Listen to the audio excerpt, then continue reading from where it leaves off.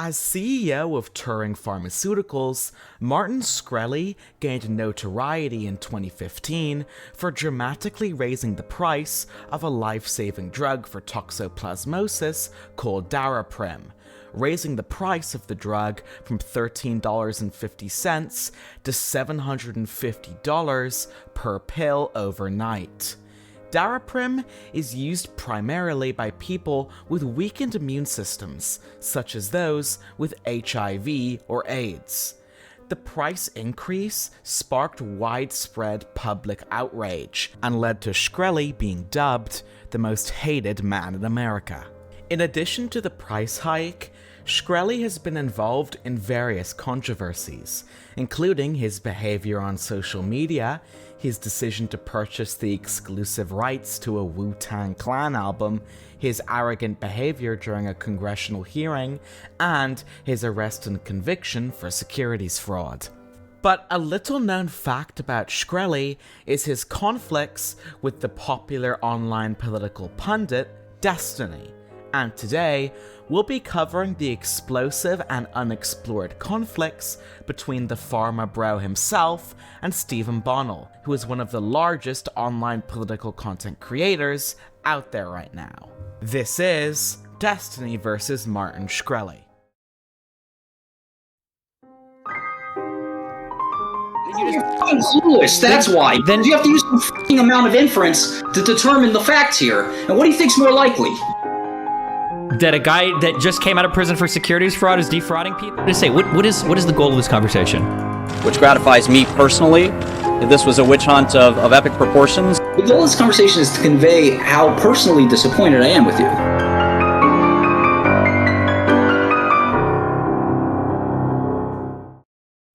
Martin Shkreli, being an extremely controversial and newsworthy figure, was the last person anyone expected to see on StarCraft 2 champion Destiny's stream. But on October 18th, 2016, Martin Shkreli hopped on the DGG livestream and had a 2-hour-long conversation with the man himself. Hey, what's up, buddy? Hi. You're the dude that killed all the people with AIDS, right? Yes. Yeah, Can you hear me? You on Reddit. Yeah, I can hear you just fine. Good. Do you see my video or? Yeah, you look beautiful. Okay. With you having the presence you do, it's kind of hard sometimes for me because I don't follow you too closely or as religiously as some of your fans. I don't know what you say that's truthful versus what is memery, but the gist I've gotten, I think, is that you're in favor of the Trumpster. Is that actually true, or? So you want to talk about Donald Trump? Yeah, if you want to, sure. Sure. Favor is an interesting term. If you're asking me, if one were to ask me if I prefer to vote for Donald Trump versus Hillary Clinton, I would very narrowly vote for Donald Trump.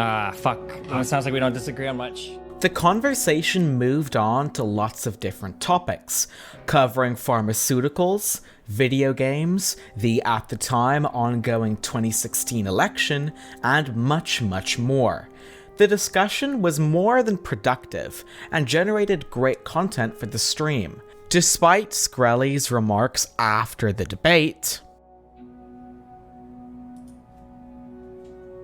Hey, yeah, sorry about that. I was just talking to Steve or whatever. I never met a more closet homosexual idiot in my life. What the fuck is wrong with this guy? I talked to him for 2 hours. Maybe I'm gay too. I don't know. he said he'd like to come on the stream again on a regular basis. Destiny's community loved the conversation, as it was different from most internet debate screaming matches at the time. I dare describe the conversation as interesting. With reactions being so positive, the future was looking bright for subsequent discussions. Until Shkreli, at the time, was awaiting sentencing for securities fraud, with his bail being set at $5 million.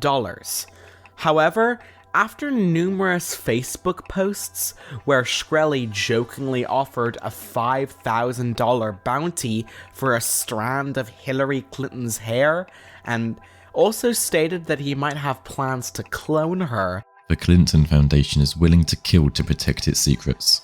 So on HRC's book tour, try and grab a hair from her. I must confirm the sequences I have. Will pay $5,000 per hair obtained from Hillary Clinton. Payment after the sequence matches. Good luck, patrollers. In addition to the Clinton hair incident, Shkreli had also made inflammatory comments about the trial on social media, which the judge cited as another reason for revoking his bail. Overall, the judge determined that Shkreli's behavior was not only inappropriate, but also demonstrated a lack of respect for the judicial system. And after a highly publicized trial in 2017, he was found guilty on 2 counts of securities fraud and 1 count of conspiracy to commit securities fraud. And although he was acquitted of 5 other charges in March 2018, Shkreli was sentenced to 7 years in prison for his crimes, and he was also ordered to pay a $75,000 fine and forfeit over $7 million in assets. And while it's tempting to illustrate how much internet culture warped and changed since Shkreli was imprisoned, give up, delete your channel, delete your online presence, stop trying. But it's just to maximize the user experience. But if that was to break, maybe... Oh, fuck! I'll spare you the details. In April 2020, Martin Shkreli requested early release from prison on compassionate grounds, appealing to the court to let him stay with his then-fiancée in New York City, whose name was kept confidential initially, but later revealed to be Christy Smith, a former reporter who had covered his scandals in the past. In addition to this, Shkreli also claimed that his company needed him to work on a cure for COVID-19. However, Judge Matsumoto, who was presiding on the case, rejected his request, referring to it as an instance of delusional, self-aggrandizing behavior. Martin Shkreli was released from prison on May 18th, 2022, after he completed all programs required to shorten his sentence. He was then transferred to a halfway house, where he would stay until September of 2022, and following his release, he posted a short video online. Hey everyone, it's good to be back. Just here on a Sunday trying to fix a computer. But other than that, excited to be back and on the internet and hanging out. Really cool welcome I got back from everybody. Really nice of you to welcome me back. What else can I say? It's been 5 years. Doesn't look like a lot's changed.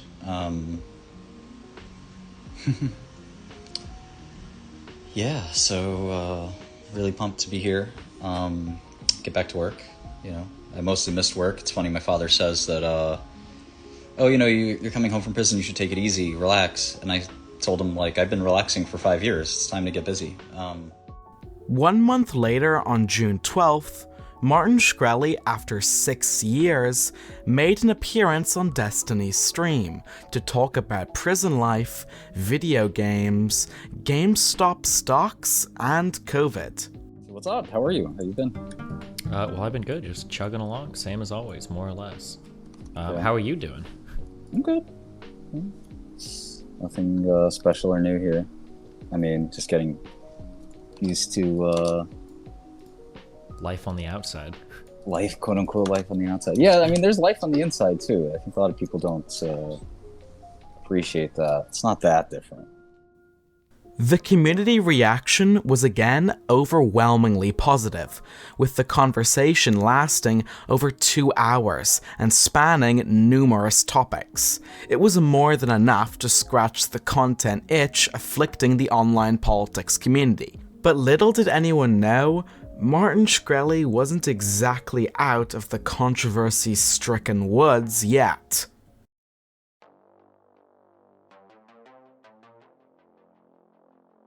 After his release from prison in 2022, despite his SEC-imposed lifetime ban from the pharmaceuticals industry, Martin Shkreli announced a new software platform called Drug-like, with the goal of aiding the development of new pharmaceutical drugs, which has since then more than caught the interest of the authorities. Around the same time, a cryptocurrency project trafficked in through Drug-like, the Martin Shkreli Inu coin, was also launched. However, in August, Shkreli's account allegedly dumped its holdings in exchange for 239 Ethereum, or a little over $450,000. The coin then suffered a significant loss of value, dropping 90% before partially recovering to a 55% loss. YouTuber Mutahar, also known as Some Ordinary Gamers, then released a video calling out Martin Shkreli for the suspicious token dump that had occurred. This video is brought to you by scumbags.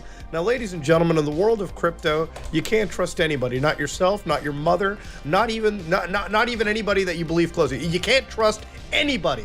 Now, of course, when I say that, and I bring to you characters like Martin Shkreli, who is one of the biggest financial scumbags in history. Now, there's some people who put this guy up as a god, but those people also have severe developmental problems.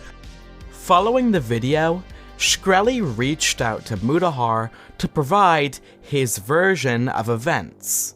Shkreli claimed that the token dump was a result of a hack that had occurred when he unintentionally downloaded malware while trying to download adult content.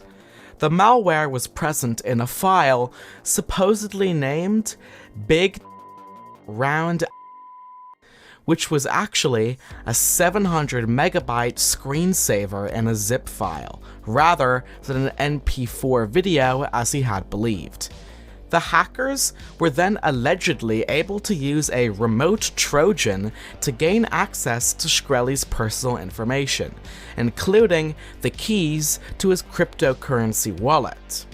But when the news broke and hit Destiny's stream, his reaction wasn't exactly favorable towards Shkreli.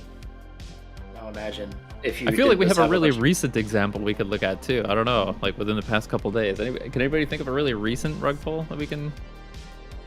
Oh, the Martin Shkreli? No, he got hacked, bro. Oh yeah. Yeah.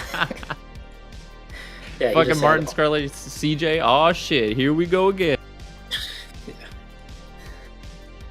There's no way he's that dumb. Like. For just 400k, but who knows? Yeah. I mean, if you can get people to still believe it, and yeah.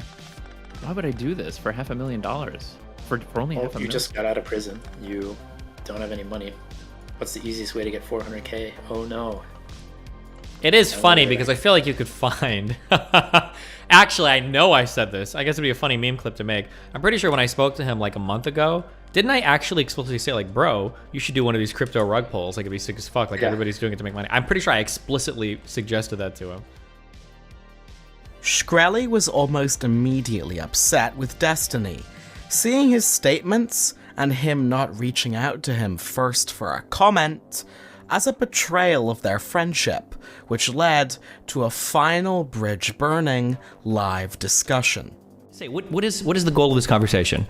The goal of this conversation is to convey how personally disappointed I am with you.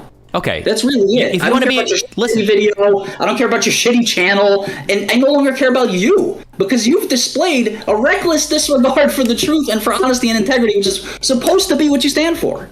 Okay, well listen, if that's what you wanted to convey, I got the message loud and clear, okay? Alright. Okay, good luck with everything. If it wasn't anything nefarious, I hope you restore your pools and everything goes well and you're, yep. Jesus Christ. Both Destiny and Martin Shkreli are wildly entertaining figures, and while it's tempting to suggest that they could resolve their differences... Why would he say something this stupid? Yeah. Is it fine? You know? I don't know where is. Oh, is that his wife or girlfriend? That's his wife. Yeah. Yeah, hacking Destiny would be fun if I wasn't on probation. I would definitely fucking do it. Be like, yeah, bro, it could happen to anybody.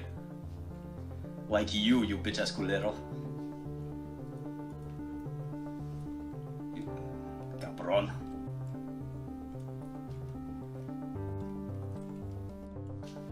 Yeah. Is it time? No. Why? Why? It's so cringe. Something tells me that's extremely unlikely. Today, we've covered pharmaceutical drug price hikes, streamed discussions, prison time, cryptocurrency shenanigans, and much more.